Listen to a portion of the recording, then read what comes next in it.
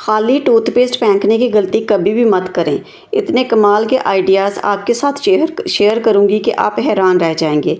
सबसे पहले तो हम खाली टूथपेस्ट को देख लेते हैं। कभी कभी ऐसा होता है कि हमारे घर टूथपेस्ट ख़त्म हो जाती है और हमें टूथपेस्ट की ज़रूरत पड़ती है और इसमें से निकलती नहीं। तो आपने करना ये है कि किसी भी कांटे की मदद से कांटे को इसमें फंसा लेना है। इस तरह से आपने टाइट करके उसको पीछे को पुश करना है। अगर इस तरह से आपके लिए हो जाए तो ठीक है, नहीं तो आपने ऐसे करना है कि कोई भी छुरी या फिर यही कांटा आपने लेके इसको ज़मीन पे इस तरह से रख के इसको टाइटली आगे की तरफ पुश करना है। तो जितनी भी टूथपेस्ट होगी ना वो निकल के सामने की तरफ आ जाएगी और आप इसको यूज़ कर सकते हैं। अभी आपको मैं खोल के दिखाऊंगी आपको कि इसके अंदर से कितनी ज़्यादा टूथपेस्ट निकल आई है कि आप इसको इस्तेमाल कर सकते हैं, आपका इससे काम चल सकता है। तो एक तो ये टिप थी। तो चलते हैं दूसरी टिप की तरफ। तो आपने करना ये है कि आपने ले लेनी है एक अदद कैंची और उसके साथ आपने लेनी है कॉटन थोड़ी सी। आपके पास कोई सी भी कॉटन हो, टिश्यू हो या फिर कोई भी सूती कपड़ा जो आपने यूज़ करना है वो आपने ले लेना है। और आपने करना ये है कि इसी टूथपेस्ट के छोटे छोटे पीसीस कर लेने हैं, इस तरह से काट देनी है सारी की सारी। और हमें ये सारी टूथपेस्ट चाहिए ढक्कन समेत चाहिए, क्योंकि जिसको हम खाली समझते हैं ये खाली नहीं होती। और इसके बाद मैं आपको बताऊंगी कि इसको इतनी अमेजिंग इसका इस्तेमाल है, इतनी यूज़फुल है कि आपके हैरान रह जाएंगी कि जिसको हम डस्टबिन में फेंकने वाले थे ये कितनी फ़ायदेमंद चीज़ है। तो अगर आप मेरे चैनल पे नए हैं तो प्लीज़ मेरे चैनल को लाइक करें, शेयर करें और इसको सब्सक्राइब करें और अच्छा सा प्यारा सा कमेंट करें, ताकि मैं इसी तरह की यूज़फुल टिप्स आपके लिए लेके आती रहूं और मेरी हौसला अफजाई होती रहे।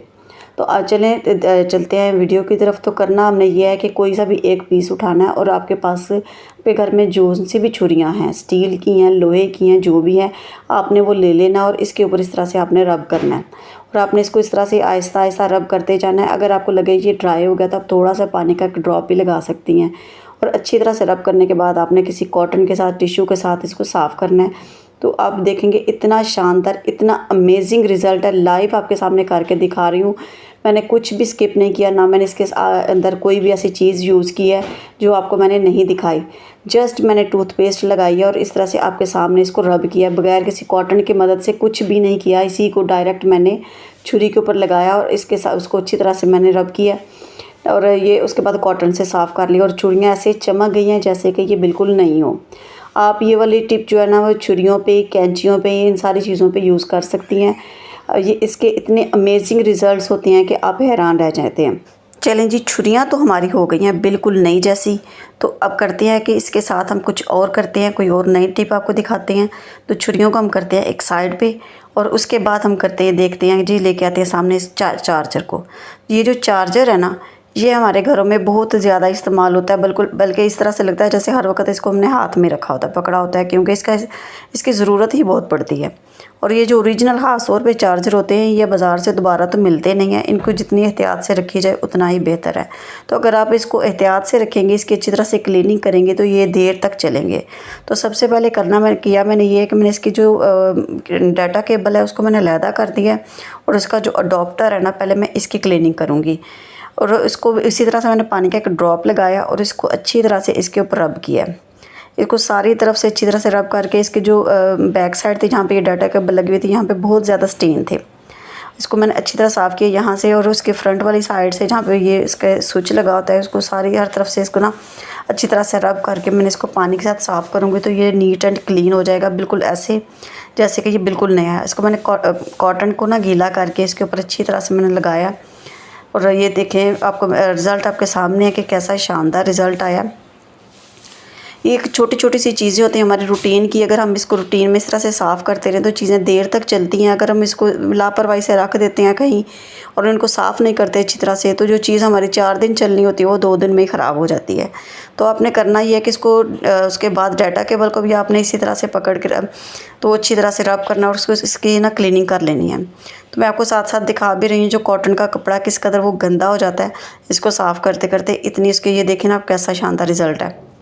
तो इसके बाद आपने नेक्स्ट मैंने इसके साथ सफाई किया कि ये जो वाटर बॉटल्स होती हैं ना बच्चों की, ये जब स्कूल लेके जाते हैं तो अजीब सी एक तो इसके अंदर से स्मेल आती है बंद रहने की वजह से, और दूसरा ये इतनी गंदी हो जाती है, इसको साफ़ करना इतना मुश्किल हो जाता है।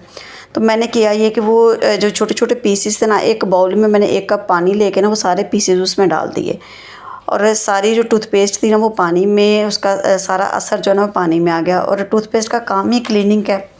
तो वो बहुत अच्छी तरह से क्लीनिंग करती है। बस आप ये सोच लें कि ये किस कदर इसके अंदर तेज़ केमिकल होते हैं, ये किसी भी हर तरह के ढीठ किस्म के जो स्टेन्स होते हैं ना, उनको भी ख़त्म कर देते हैं। उसके बाद ये जो बॉटल में से स्मेल आती है ना, उसके लिए करना आपने ये है कि इसको पहले उल्टा करके अच्छी तरह से इसमें से पानी निचोड़ लेना और फिर इस तरह से रख देना ताकि हवा की क्रॉसिंग होती रहे और ये अच्छी तरह से ड्राई हो जाए। उसके बाद नेक्स्ट हमने करना ये है कि मेरे पास ये जो जूसर ब्लेंडर है ना, इसके ऊपर जब भी हम कोई चीज़ बनाती हैं, इसको जूस बनाएं या कुछ भी हम जब ब्लेंड करते हैं तो थोड़ी बहुत जो छींटें पड़ती हैं पास का, तो वो भी जम जाती हैं। और अगर ज़्यादा देर तक इसको यूज़ ना करें तो डस्ट से भी काफ़ी ये गंदी हो जाती है। तो मैंने उसी कॉटन को और उसी वो जो मैंने लिक्विड बनाया था उसमें डिप करके ना उसी कॉटन के साथ इसको अच्छी तरह से देखें क्लीन किया और ये भी नीट एंड क्लीन हो गई है। और उसके बाद जो टूथपेस्ट सबसे ज़्यादा वर्क करती है वो स्टील पे करती है। तो आपने देखा था वो छुरियाँ भी कैसे चमक गई हैं। उसी तरह से ये जो स्टील की हमारी जो टैप है ना, इसके ऊपर भी पानी के ऐसे निशान बन जाते हैं, साबुन के निशान बन जाते हैं जो बिल्कुल भी अच्छे नहीं लगते। तो आपने करना ये है कि उसी लिक्विड को किसी कॉटन के साथ अच्छी तरह से साफ़ करना है और आपने ये देखना है कि ये जो वाटर टैब है हमारी, ये भी अच्छी तरह से हमारी नीट एंड क्लीन हो गई है और ये भी बिल्कुल अच्छी ऐसे शाइन कर रही है जैसे आपने अभी इसको लगाया हो। तो मेरी सारी की सारी टिप्स जो है ना वो बड़ी बेहतरीन है। आपको मेरी टिप्स कैसी लगी आप प्लीज़ कमेंट कीजिएगा और मुझे बताइएगा। चलते हैं, अल्लाह हाफ़िज़।